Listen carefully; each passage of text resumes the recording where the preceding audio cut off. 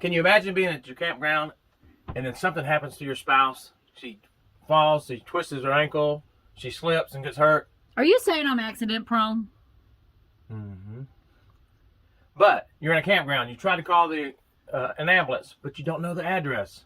We've got a solution for you. Welcome to RV America's 1 Minute Tip.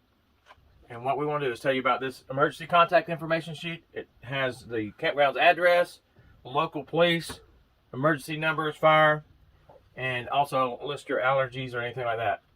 We attach ours inside the cabinet door. You can tape it, you can have a clip, whatever you want to do.